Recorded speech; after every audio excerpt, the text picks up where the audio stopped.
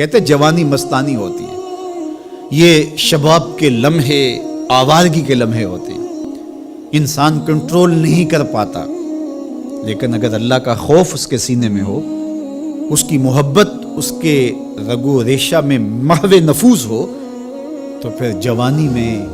توبہ کرنے والے اور جوانی میں اللہ کی رضا جوئی کے لیے کوشاں ہونے والے اللہ کی خاص رحمتوں اور کرم نوازیوں سے مالا مال ہوتے ہیں۔ ارشاد فرمائے ان شبابہ فیما ابلاہ، جوانی کے بارے میں پوچھا جائے گا کہ جوانی کہاں بسر ہوئی۔ بعض نے یہاں ان جسدہ فیما ابلاہ، ابن حبان نے اور امام ترمذی نے جو حدیث روایت کی ہے اس میں یہ لفظ بیان کیا ہے کہ جسم کے بارے میں سوال ہوگا، یعنی جسم کے ایک ایک عضو سے پوچھا جائے گا۔ تم سے پوچھا جائے گا تمہارے ہاتھوں نے کیا کیا، تمہاری آنکھوں نے کیا کیا، تمہارے کان کیا سنتے رہے، تمہاری زبان کیا بولتی رہی، تمہارے قدم اٹھ کے کن راہوں کا سفر کرتے رہے، تمہارے ایک ایک عضو بدن کے بارے میں تم سے پوچھا جائے گا۔ عمر کا ذکر بھی ہے اور جوانی کا ذکر بھی ہے، تو جب عمر کے بارے میں پوچھ لیا گیا تھا تو پھر جوانی کا الگ سے کیوں پوچھا گیا؟ تو کہا کہ جو جوانی ہے یہ عمر کا خلاصہ ہے، اور عمومی طور پہ گناہ کی زندگی جوانی کی زندگی ہوتی ہے، اور جس نے جوانی کو سنبھال لیا اس کا بڑھاپا بھی خوبصورت ہو گیا، اور جو جوانی کو سنبھال نہ سکا تو اس کے پلے پھر باقی بچا ہی کیا۔ اسی لیے ایک روایت میں آتا ہے ان اللہ یحب الشاب التائب، اللہ تعالیٰ جل شانہ توبہ کرنے والے جوان سے بہت زیادہ محبت فرماتا ہے۔ نوجوان شخص جب توبہ کرتا ہے خوشی سے اللہ کا عرش بھی جھومنے لگتا ہے،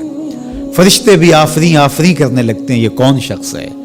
تو جوانی کی توبہ اللہ کو بہت محبوب ہے۔ اسی لیے ارشاد فرمایا گیا کہ وَشَابٌ نَشَأَ فِي عِبَادَةِ اللَّهِ، وہ جوان جس کی جوانی اللہ کی عبادت میں گزرتی ہے،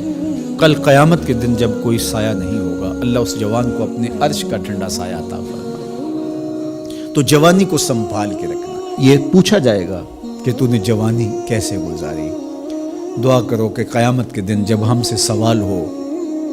تو ہمارے جوان اس کا جواب یہ دے مالک ہماری جوانی سجدوں میں گزری تھی، ہماری جوانی تیرے دین کی نوکری کرتے ہوئے بسر ہوئی، ہماری جوانی قرآن کی دعوت دیتے ہوئے گزری، ہماری جوانی کتاب اللہ کی تعلیم حاصل کرتے ہوئے اور لوگوں تک اس کا ابلاغ کرتے ہوئے بسر ہوئی، ہماری جوانی شرم و حیا کے دائروں میں بسر ہوئی، ہماری جوانی تیرے ذکر میں، تیری یاد میں، تیری محبت میں بسر ہوئی۔ تو وہ جوان جس کی جوانی اللہ کی یاد میں بسر ہوئی ہوگی تو پھر وہ اللہ کو عرض کرے گا کہ مالک جوانی تو تھی، شباب کی جولانیاں تو تھی، میرے معاصر میرے ہم عمر شباب کی لذتوں میں کھوئے ہوئے تھے، لیکن مالک میری پیشانی سجدے میں تیرے حضور جھکتی تھی اور میری آنکھیں تیرے حضور آنسوں کا خراج پیش کرتی تھی، پھر میرا مالک اس جوان کو کتنی کرم نوازیوں سے مالا مال کرے گا۔ جوانوں کو جو اس وقت میرے مخاطبین ہیں میں کہوں گا کہ اپنی جوانی کو اتنا ستھرا اور پاکیزہ بنا لو کہ کل حشر کے دن شرمندگی نہ ہو کہ جوانی کو تو ہم سنبھال نہیں سکے، ہم دیوانے ہو گئے تھے، ہماری خواہشات بے قابو ہو گئے تھے، ہم اپنی عصمت کے جوہر کو محفوظ نہ رکھ پائے، ہماری نظروں سے حیا اور شرم کا جوہر اڑ گیا اور ہم آوارہ مزاج چوکوں گلیوں بازاروں اور تھڑوں کے اوپر بیٹھ کے جوانی کے قیمتی لمحے ضائع کیے۔ کہیں یہ جواب نہ دینا پڑے بلکہ اللہ کے حضور ہم یہ کہیں کہ مالک